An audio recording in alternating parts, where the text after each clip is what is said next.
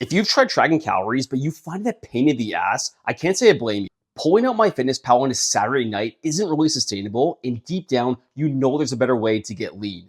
Well, I'm living proof. I've gone down to 10% body fat without tracking a single calorie. And today, I'm breaking down the 5 simple rules that made it happen. Plug and play these, and you'll never have to obsess about food ever again. Let's jump right into it. Number 1, you're gonna pre-decide your snacks. Now, this is an absolute game changer. I'm gonna really break this down for you. When I was stuck at one point, one of the bigger mistakes I used to make was I used to just wing the snacks. So when I was hungry, I would just kind of go more on impulse. Like I'd open the cupboards, if chips are there, I'd have chips, cookies, whatever. And I really wasn't too concerned about fat loss at that time because I'm sure you know what I'm talking about. When you're hungry, you're gonna eat whatever's in the cupboard essentially to satisfy your cravings. But the big change that I made, and this is crucial, especially if you aren't counting calories, is you have to pre-decide what snacks you're going to be eating and how many snacks you're going to have. So for me, that worked really well. It was like 2 snacks per day. And I'll show you later in the video what snacks I do have. And you might be a little bit surprised about the choices I make. And if you are wondering in terms of like what snack choices should I be eating, I'll list 40 high protein recipes in the comments below. Grab it. There's 10 snacks. You'll see them. And you can just go rip right through them. They're low calories, high protein that will fill you up. And at the same time, make sure you don't go over in terms of your calories. So your big takeaway here is you want to pre-decide your snacks, have 2 maximum per day, but just know exactly what snacks you are going to be eating. And like I said, grab the comments below if you want more of a detailed breakdown of that. Okay, the second thing that I do is I allow 2 flex meals per week, but I plan them.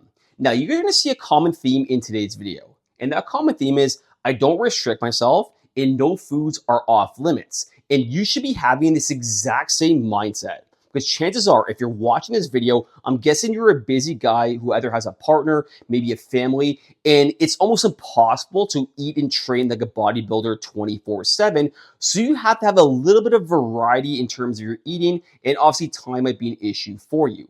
So what I do personally is I plan 2, I don't like to use the word cheat meals. If you want to call them cheat meals, fine. I plan 2 cheat meals per week, and I basically just stick to it and make sure I don't go rogue after that. So for me, it's going to my parents' place every Sunday. I get an Italian background, so I have my pizza every Sunday. That's a non-negotiable for me because I really thoroughly enjoy that. And the second meal I typically have is Friday night. This will vary a little bit, this one, but typically speaking, shrimp, which is obviously good, with a shitload of pasta, and then some whiskey as well. So like those are my 2 cheat meals, and I basically have them, and I don't go overboard on top of those 2 meals. Because the big mistake I typically see guys make is they don't have a cheat meal or 2, they have a bad day or 2, which leads to a bad week, and then we tend to spiral out of control.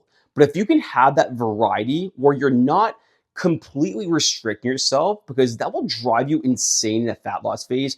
And this is why 90% of people will lose a lot of weight, gain a lot of weight, because they can't sustain a realistic diet. But if you can have that variety where you have 2 flex meals per week and you plan them and you stick to them, you don't have to count calories, and you have variety in your eating, which is going to make it sustainable for the long run. So your big takeaway here is have 2 flex meals per week. Don't go overboard there. Stick to it. And if you do that, you don't have to count calories, like I said, and it's just a surefire way to lose fat while being on structure at the same time. Okay, the third thing that I do and that you're going to want to do as well is you want to limit your liquid calories. Now, when I say liquid calories, I'm basically talking about liquids that don't have any really nutritional value to them. So like protein shakes or like a protein chocolate milk wouldn't really qualify. I'm talking about like sugars and creams and coffee, fruit juices, pop, we say that in Canada, soda if you're American, alcohol. So stuff like that doesn't really have any nutritional value to you. That's what I consider like a liquid calorie that you want to limit. So the biggest mistake most guys make is they spend so many calories on those liquid calories. And that's the equivalent of like making an expensive purchase and buying something super expensive, but you don't really get great value in return. Right? Like those liquid calories are quote unquote expensive, and it really doesn't do anything for you. Like if you have like a burger that's high in calories, at least you're getting like some fats and protein, some carbohydrates that maybe could be useful for your training or if you're in a bulking phase, but liquid calories basically doesn't provide any of that for you. Now, I say limit your liquid calories because I get it's impossible to beat 0 per day. Like, even for myself, I drink my whiskey on the weekends. I just told you that. And I'm also mindful of how many calories I'm taking in because I'll have either a straight whiskey or I'll just kind of mix it with like a diet ginger ale, which is only about 70 or 80 calories per drink, give or take. So, your big takeaway here is try to limit your liquid calories to under 100 calories per day on average the course of the week. So no more than 700 calories in the week. Like for me, I'll typically binge mine on the Friday and the Saturday with alcohol, and I basically will have 0 calories essentially Monday or should say Sunday to Thursday. It's all like Diet Coke, black coffee, water, of course, drinks like that, where they essentially have no calories in them. You do that, guys, you're gonna have way more freedom for actual food. You'll feel better. It'll satisfy your hunger cravings. And most importantly, like the title of this video, you don't have to worry about counting calories. Okay, the fourth thing I do that you need to do as well is you want to have at least 30 grams of protein every single meal. Now, I know what you're thinking, like, Rich, isn't the point of this not to track calories, not to track protein? Absolutely. And I'm going to show you the next point, so stay tuned for that. Exactly what I eat and what you can eat as well to easily get 30 grams of protein without even tracking it. But the main point, guys, you have to have at least 30 grams of protein every single meal because it's very simple. If you undereat on protein, which most guys do, we overeat on carbs and fats. And I don't know about you, I'd rather have pizza and like a cake, carbs and fats, opposed to like a lean chicken breast. It's a lot easier to eat those foods, right? So this is why we need to prioritize protein so we can limit those other carbs and fat choices. Now, undereating protein is essentially playing football without no defense. If this happens, the carbs and fats will run up the score on you. So kind of the protein is like the defense in this case. Does that kind of make sense? Hope you get it. Anyways, the big takeaway I have for you here, which is going to marry very well to point number 5, you're not going to want to miss it. Have at least 30 grams of protein every single meal. And right now, I'm going to show you exactly what I eat and what you can eat as well to get you there. Very simple. Okay, we're gonna keep it raw here in my messy kitchen. I'm gonna show you exactly what I have for breakfast. If this isn't your thing, I'll show you and tell you exactly what you can eat for breakfast to get 30 grams of protein. So all I basically have is oatmeal steel cut oats. Pretty damn good. It'll be fun discussing. Don't worry, I got your back. I mix it in with a protein scoop. So this is basically just chocolate chip cookie dough from Canada Protein, but any protein is fine. I'm not sponsored by anything, so don't worry. I'm not trying to sell anything here. And I just have a banana as well. Sometimes I'll chop it in. Sometimes I'll have it on the side. And right there is essentially like 35 to 37 grams of protein. It tastes pretty damn good, and it's so simple to make in under like 10 minutes. Now, like I said, if oatmeal isn't your thing, any sort of like egg recipe is fantastic, or even like a vanilla protein pancake mix. And if you want to know the exact recipes for like egg recipes or that vanilla protein pancake mix, it's just a lot easier. Go in the pinned comment below. You'll see the 40 recipes and you can grab them right there. Okay, lunch, another super simple recipe to make and easily over 40 grams of protein here with basically 450 calories. Like, you don't have to count it, but just to let you know. So essentially it's 2 turkey burgers. It's so easy to make. You put in the pan fry, put a little, olive spray, zero calories there, cook it on there for like maybe 10, 15 minutes. It's ready to go. And all the things you have, salad on top of it. That's all it is. I'll put a little hot sauce maybe on top of it as well, which is like 0 or 5 calories. I can't remember the top of my head. And you mix it together. It's so easy to make and it tastes pretty damn good. Now, I'll alternate between this and like chicken burgers, but like this is just President's Choice Blue Menu here in Canada. But I'm sure you can find something very similar depending where you are. And again, this isn't your thing. Any sort of like chicken or fish would be the best bet. Like right there, you're getting over 30 grams. And you know what I'm about to say. If you want recipes more, just grab in the pinned comment below. Okay, gonna show you my dinner before I show you my surprising snacks, so stay tuned for that.